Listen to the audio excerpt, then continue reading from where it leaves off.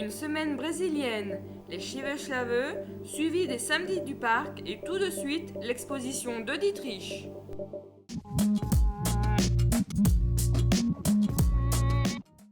C'est à l'hôtel du département de Strasbourg qu'une exposition Bugatti et Matisse est inaugurée. L'exposition, c'est un projet essentiellement mis sur pied par le Conseil général, l'association de Dietrich, l'association Matisse, l'association Bugatti. Et en fait, c'est le fruit d'un long travail de reconstitution, de travail autour d'un modèle de voiture pour retracer d'une part le passé historique de la région en ce qui concerne des inventeurs, Bugatti, Matisse, et leurs liens avec différentes entreprises, dont l'entreprise de Dietrich.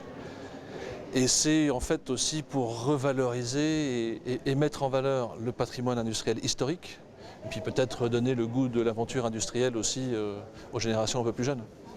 Et bien oui, malheureusement, avec un travail énorme qui a été fourni et des gens qui ont travaillé pendant des mois et des mois, la voiture qui devait arriver en Alsace hier depuis l'Angleterre, lors de son transport, a été volée en Angleterre. Et les derniers contacts avec la police font état de nouvelles optimistes qu'on retrouvera la voiture. Ceci dit, aujourd'hui, au jour d'aujourd'hui, on n'en sait rien.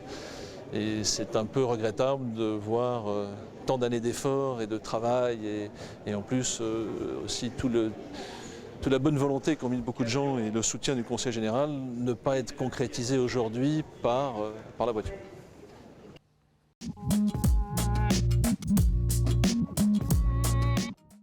Pendant les vacances scolaires, la Maison des Jeunes organise une semaine brésilienne. Un groupe d'adolescents découvre la capoeira pendant plusieurs séances à la Maison des Arts et des Congrès. Vendredi soir en clôture, un petit spectacle est donné au public. La capoeira est un mélange entre sport de combat et danse. Elle s'est développée au Brésil pendant 4 siècles par des esclaves originaires d'Angola. Le terme capoeira signifie petite forêt ou petit arbuste. Jugée trop violente, la capoeira est interdite au Brésil de 1890 à 1937. En 1937, elle devient un sport accessible à tous. Depuis, elle est devenue sport national, enseigné dans les écoles et les universités du Brésil. La violence n'est pas l'objectif de la capoeira. Ce sport développe la force, l'agilité, la maîtrise de soi et l'expression corporelle. En France, la capoeira connaît un succès grandissant.